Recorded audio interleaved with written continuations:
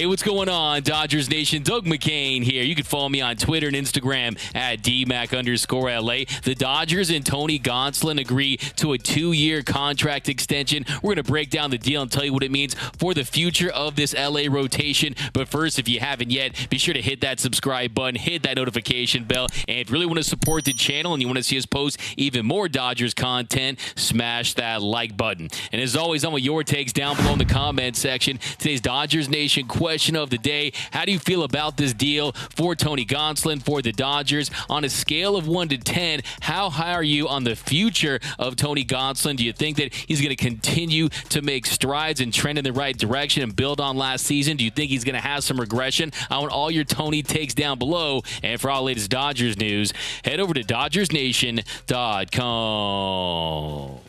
So fire up that signing siren because the cat is out of the bag. No, the cat got a bag. And, of course, I'm talking about Tony Gonsolin, who signed a 2-year contract extension with the Dodgers. The news was first reported by the Dodgers, who tweet out, the Los Angeles Dodgers agreed to terms with all-star right-handed pitcher Tony Gonsolin on a 2-year contract through the 2024 season for $6.65 million. Then following that, the Athletics' Fabian Ardaya, he tweet out, Tony Gonsolin's contract breakdown per source: 2023 $3.25 million, 2024 $3.4 million. The deal has escalators for 2024's base salary based off starts in 2023, $500K for each for 14, 16, 18, 20, 24, and 28 game starts. Deal also includes Cy Young bonuses. So if you remember back a few weeks ago on arbitration deadline day, I predicted that the Dodgers might try to sign Tony Gonsolin to a multi-year extension.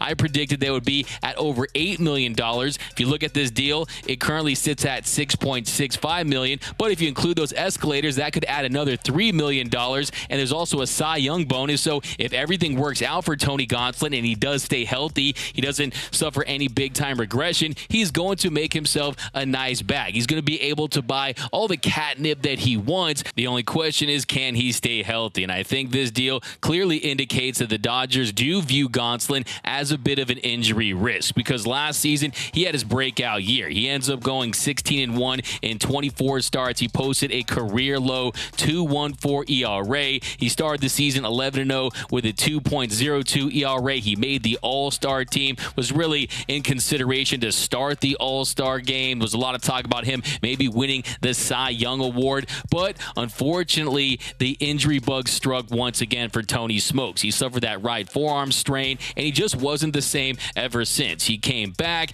and he made that start in the NLDS in Game 3. Did not look sharp at all, did not have control of that strike zone, and that's always been the issue about Tony Gonsolin. When he's struggling, it's when he's not attacking the zone. But last year, you saw him trust his stuff more. He wasn't nibbling at much, trusted that Dodgers defense. And look, if you do look under the hood, there are some statistics that do point to some regression for Tony Gonsolin. Last season for pitchers that tossed a minimum of 130 innings, his 207 BABIP was the lowest in the league. So he definitely benefited from putting the ball in play, and a lot of outs went his way. And yes, he's not perfect, but he was extremely effective when he was out there on the mound. I think the key for Tony is, can he stay healthy? You see that split change. It definitely takes its toll on the arm. He had shoulder issues in 2021. Last year had the forearm strain, and when he finally returned to action in early October, he did not look like that all-star pitcher, the guy that was emerging as potentially a frontline starter. In 2 starts, he's struggled. The first one, end of the season, he went 2 innings, gave a 1 earned run. The command just was not there. And then in the postseason, in Game 3 against the Padres, he struggled mightily. He went just an inning and a third. He allowed just 1 run,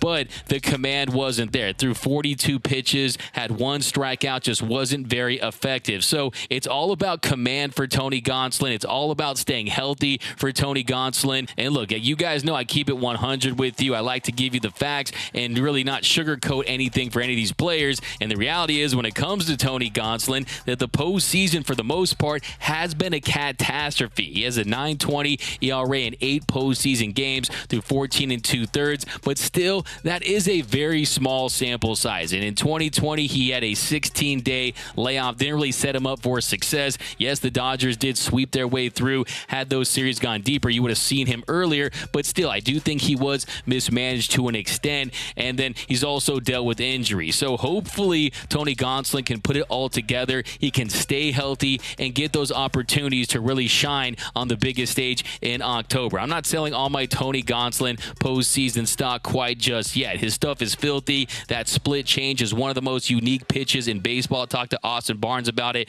He feels that way strongly, that he's a guy that has that elite pitch, and he also has that dynamic pitch mix. So this is a guy that's continuing to make incremental progress, and last season he made the All-Star team and really turned heads. So look, as long as he can stay on the mound, okay, I promise that was my last cat pun for this video. As long as he can stay healthy, I absolutely believe that he can really help fortify this rotation, not only this season, but for next season. To me, that's what really stands out, because if you look at next season, right now, Julio Urias isn't under contract. He's in his final arbitration year. He is absolutely going to hit free agency, in my opinion. Clayton Kershaw's always touch and go. He's always year to year. When will he hang up those cleats? And then you, of course, got Noah Syndergaard on a one-year contract. So if you look at the guys that are under contract for the next season, you got Walker Buehler. He's coming back. Tony Gonsolin, he'll be back, of course. Dustin May. You've got Ryan Pepiot. You've got Gavin Stone. You got Bobby Miller. So we'll see how this rotation shakes out. But a lot of youth in this Dodgers rotation, a lot of big question marks.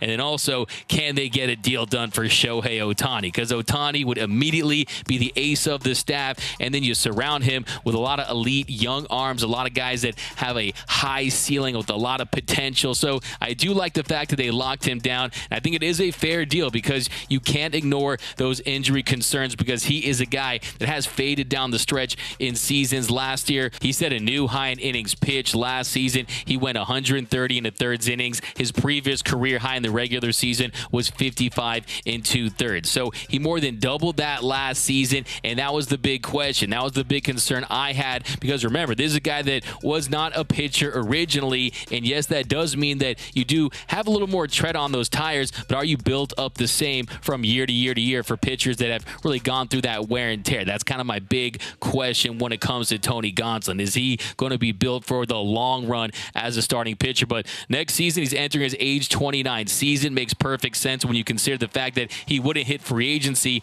until age 33. So he secures himself a nice bag. He's back with the Dodgers, and like I said earlier, it's just a matter of staying healthy. And this is a smart move by the Dodgers, because we know they, for the most part, have been a file and trial team, but they've also gotten some multi-year deals done. You saw him get a multi-year done with Walker Buehler, with Austin Barnes, with Chris Taylor, with Max Muncy. So it is in the norm. You haven't seen those big-time multi-year extension deals, anything that maybe Julio Urias would consider anything like that, like what the Braves are doing down in Atlanta. But I think this was a very opportunistic signing by Andrew Friedman and the Dodgers. Look, last season, if he didn't go down with the injury and he was able to go wire to wire, I don't think you see those escalators. I don't think it's as incentive-based, but we know the Dodgers, they're trying to protect themselves in any way they can. And look, like I said, this deal absolutely tracks with what this Dodgers organization has been doing of late, and they rarely get to arbitration with players. It's only happened twice in the Andrew Friedman era.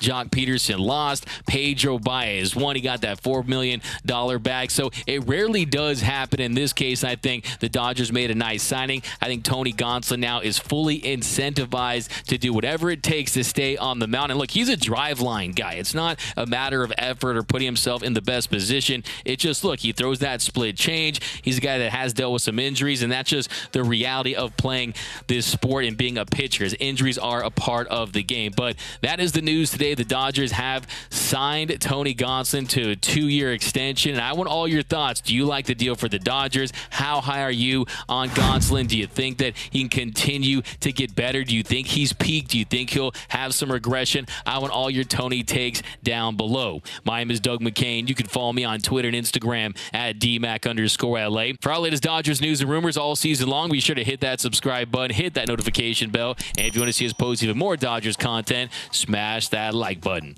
And until next time, think blue, bleed blue, and I'm out.